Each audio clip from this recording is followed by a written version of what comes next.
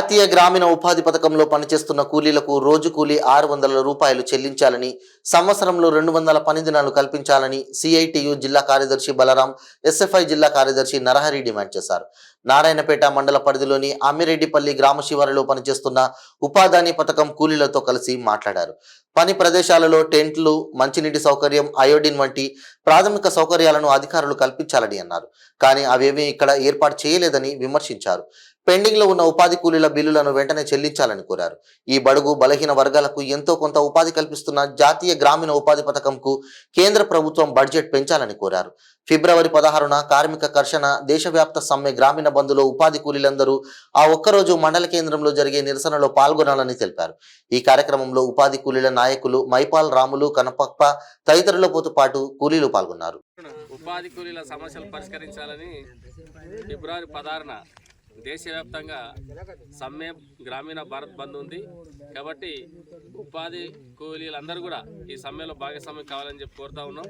ముఖ్యంగా ఉపాధి కూలీలకు కనీస వేతనం రోజు కూలీ 600 రూపాయలు ఇవ్వాలని చెప్పి, సంవత్సరంలో 200 రోజుల పని దినాలు కల్పించాలి.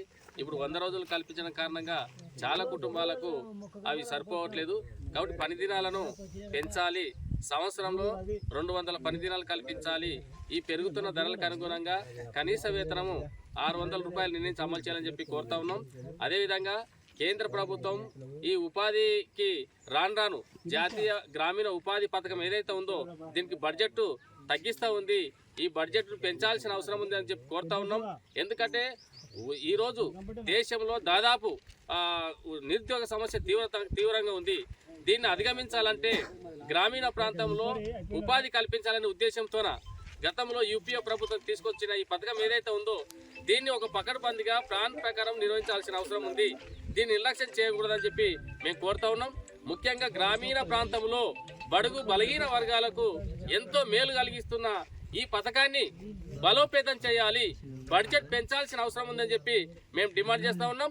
దానికోసమే దేశవ్యాప్తంగా ఫిబ్రవరి 16న మొత్తం ఉపాధి కూలీలు కానీ, కార్మికులు కానీ, బ్యాంక్ ఎంప్లాయీస్ కానీ, భవన నిర్మాణ కార్మికులు కానీ ఇట్లా అనేక రంగాల్లో పనిచేస్తున్న కార్మికులతో పాటు ఈ దేశంలో వెన్నెముకగా నిలిచి ఉన్న అన్నదాత అయిన రైతులు కూడా ఆ రోజు సమ్మెలో భాగస్వామ్యం అవుతా ఉన్నారు. రైతులకు కనీస మద్దతు ధర చట్టం తీసుకురావాలని చెప్పి కోరుతూ, అదేవిధంగా స్వామినాథన్ సిఫారసులను అమలు చేయాలని చెప్పి డిమాండ్ చేస్తూ, అదేవిధంగా ఈరోజు రైతును, వ్యవసాయాన్ని మొత్తం బడా బాబులకు, పెట్టుబడిదారులకు, బడా కంపెనీలకు అప్పజెప్పే పద్ధతి రైతు వ్యతిరేక చట్టాలను కేంద్ర ప్రభుత్వం తీసుకొస్తా ఉంది. అది తీసుకురావద్దు, కార్మికులకు, రైతులకు మేలు కలిగే విధానాలు తీసుకురావాలని చెప్పి కోరుతా ఉన్నాం. కేరళ రాష్ట్రం మాదిరిగా కేరళలో రైతును రుణ విమోచన చట్టాన్ని తీసుకొచ్చి వాళ్ళకి అనేక రకాలుగా సౌలభ్యం కల్పిస్తూ ఉన్నారు. మద్దతు ధర చట్టాన్ని తీసుకొచ్చే ఉన్నారు. కాబట్టి ఆ రకంగా మన ఏరియాలో కూడా, ముఖ్యంగా భారతదేశం మొత్తం కూడా కేంద్ర ప్రభుత్వం ఆ రకమైన చట్టాలను తీసుకురావాలని చెప్పి కోరుతా ఉన్నాం. దీంతో పాటు ఈ దేశ సంపదను అంటే బడా బాబులకు, బడా కంపెనీలకు అప్పచెప్పే పద్ధతి కొనసాగుతూ ఉంది. రైల్వేలను, విమానయానాలను, బ్యాంకింగ్లను, పోస్టులను మొత్తం అంటే పేద ప్రజలకు సేవలు అందిస్తున్న ఇట్లాంటి సంస్థలన్నిటి కూడా, సింగరేణి ఇట్లాంటి సంస్థలన్నిటి కూడా మొత్తం బడా బాబులకు, బడా పారిశ్రామికవేత్తలకు అప్పచెప్తా ఉన్నారు. కారు చౌకగా అమ్మేస్తా ఉన్నారు. కాబట్టి దీనికి వ్యతిరేకంగా ఈ దేశ సంపదను కాపాడాలి, ఈ దేశ ప్రజలకు ఇది ఉపయోగపడాలని చెప్పి కోరుతూ ఈ సమ్మె కొనసాగుతూ ఉంది. కాబట్టి పాలకులు ఇప్పటికైనా కళ్ళు తెరవాలి, ఈ దేశ సంపదను కాపాడాలి, ప్రైవేటు వాళ్ళకు అప్పజెప్పొద్దు, విద్య, వైద్యం అనేది పేద ప్రజలకు అందించాలని చెప్పి కోరుతా ఉన్నాం. కరోనా కష్టకాలంలో మనం చూసినాం, ప్రాణాలు నిలబెట్టుకోవాలంటే కోట్ల రూపాయలు, లక్షల రూపాయలు ప్రైవేట్ హాస్పిటల్కు మనం పోసి ప్రాణాలు నిలబెట్టుకునే పరిస్థితి మనం చూసినాము. ఒకవేళ డబ్బులు లేకపోతే, కాసులు లేకపోతే ప్రాణాలు నిలిచిపెట్టే పద్ధతి కొనసాగింది.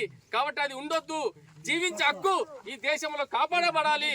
అందుకోసమే ఈ దేశంలో ముఖ్యంగా విద్య, వైద్యం అనేది మొత్తం ప్రభుత్వ పరంగా ఉండాలి, ప్రైవేటు పరంగా ఉండొద్దని చెప్పి మనం ఈ సంస్థ ద్వారా, ఈ కార్మిక సంఘాల ద్వారా ప్రభుత్వాన్ని కోరుతా ఉన్నాం.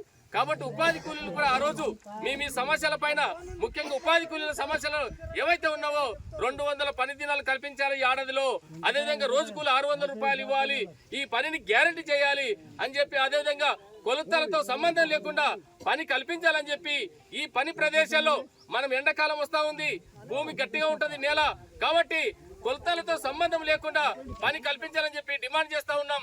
పని ప్రదేశాల్లో టెంట్ ఏర్పాటు చేయాలా, మంచినీటి వసతి కల్పించాలా, పిల్లలు పెట్టుకునేందుకు ఒకవేళ ఆడవాళ్ళు వస్తే అక్కడ ఆయాలను ఏర్పాటు చేయాలా, అయోడిన్ ఏర్పాటు చేయాలా, ఏమైనా దెబ్బలు తాకితే ఎంబడే ఆయింట్మెంట్ అందివ్వడానికి ఇటువంటి సౌకర్యాలు కల్పించాలి.